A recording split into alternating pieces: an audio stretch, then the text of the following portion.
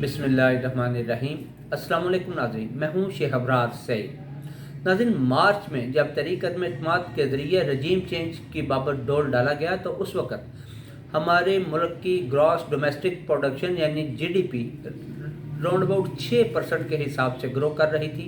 جبکہ ملکی خزانے میں round about 16 Arab US dollar سے زائد کی ترسیلات زر موجود تھی، جو ہمارے کم و بیش 3 ماہ کی امپورٹ بل کے لیے کافی تھے۔ ٹیکسٹائل اور ہاؤسنگ سیکٹر اپنے پروڈکشن اور کارکردگی کے عروج پر تھے، جس کے باعث ملک پاک کی دیگر تمام انڈسٹری کا پہیہ بھی بخوبی گھوم رہا تھا۔ عالمی کساد بازاری، روس اور یوکرین کے مابین جنگ اور پھر پیٹرولیم پروڈکٹس کی بڑھتی ہوئی عالمی قیمتوں کے باعث ملکی اکانومی میں تشویش ضرور لاحق تھی، اور اسی وجہ سے اس وقت کے وزیر اعظم عمران خان نے ماسکو جا کر صدر پیوٹن کے ساتھ سستے داموں پیٹرولیم پروڈکٹس اور گندم کی خریداری کے حوالے سے ڈائیلاگ بھی شروع کیے تھے۔ مارچ تک ہمارے اوورسیز پاکستانیوں کی طرف سے ماہانہ بھجوائی جانے والی ترسیلات زر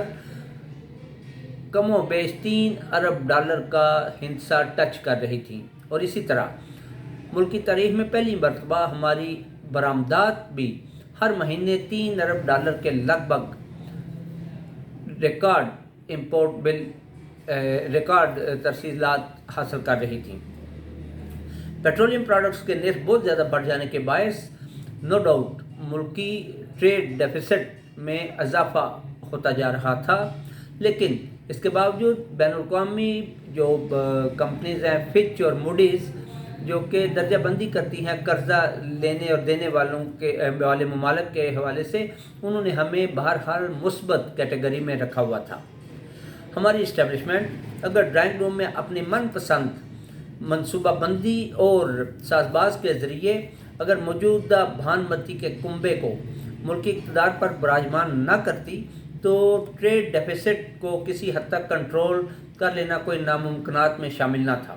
مگر ہمارے ہاں اشرافیہ کے چند طبقات کو ہر چند برسوں کے بعد کوئی نت نیا تجربہ کرنے کی عادت ہو چکی ہے، اور عادت ہو بھی کیوں نہ۔ دراصل اس قسم کے تجربات کے پس منظر میں اس دیش کی اشرافیہ 22 کروڑ عوام کا خون نچوڑتی ہے اور باہم گٹھ جوڑ سے مال پانی پیدا کرتی ہے، اور یہ مال پانی دبئی اور یورپین ممالک میں اپنے اثاثے بڑھانے کے لیے ٹرانسفر کر دیا جاتا ہے۔ آپ کیا سوچتے ہیں کہ اس ملک میں مارچ اپریل میں جو ڈالر 175 روپے میں موجود تھا، آج 250 روپے کے حساب سے بھی مارکیٹ سے ملنا ناممکن ہوتا جا رہا ہے۔ پیٹرول اور ڈیزل جو مارچ اپریل میں 140 روپے فی لیٹر کے حساب سے اویلیبل تھا، آج 240 روپے فی لیٹر مارکیٹ میں مل رہا ہے۔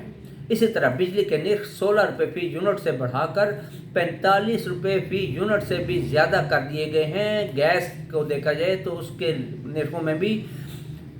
کئی گنا اضافہ کر دیا گیا ہے، جبکہ اشیاء خوردونوش اور دیگر ضروریات زندگی میں کی قیمتوں میں ان گنت اضافہ ہونے کے باوجود آج ہماری اکانومی نادہندگی کی کھائی میں گرنے کو تیار کھڑی ہے۔ تو کیا یہ کسی خود کار نظام کے تحت ہو گیا ہے، یا اشرافیہ کے کئی طبقات نے اس تجربہ کار اور قابل رجیم کی ملی بھگت سے خود کوئی کھیل کھیلا ہے اور مزید مال پانی کا بندوبست کیا ہے؟ ان دنوں پارلیمانی کمیٹیاں کوئی انکوائری کرتی سنائی دیتی ہیں، جس میں کہا جا رہا ہے کہ کسی دشمن ملک کا کوئی طیارہ خرابی کے نام پر ہنگامی لینڈنگ کے لیے کراچی میں اترتا ہے، اور پھر آنن فانن اس میں 2 درجن کے قریب سوٹ کیسز لوڈ کر دیے جاتے ہیں، بغیر کسی سکینر میں گزارے، بغیر کسی کسٹم کے عملے کی چیکنگ کے، اور اس کے ساتھ معززین چند نامعلوم معززین طیارے میں داخل ہو جاتے ہیں، اور ان معززین میں ایک وفاقی وزیر کی فیملی کے 2 افراد بھی شامل تھے۔ ناظرین غور فرمائیں، ابھی یہ جہاز خرابی کے باعث ہنگامی لینڈنگ کے لیے کراچی اترتا ہے، اور ہماری اشرافیہ اور ایلیٹ کلاس इस हंगामी लैंडिंग से भी फ़ायदा उठाकर ज़रूरी सामान के हमरा फुर करके उड़ जाती है। अब ख्याल करें, गौर करें और याद करें वो सियासी फैमिलीज़ जो बाकायदा प्लानिंग के तहत जहाज़ मंगवा कर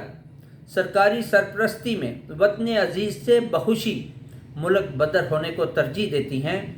उनके हमरा कितने सूट केस बगैर किसी हिसाब किताब और छान फटक के लोड किए जाते होंगे और किस तरह इस मुल्क को लूटा जाता रहा होगा।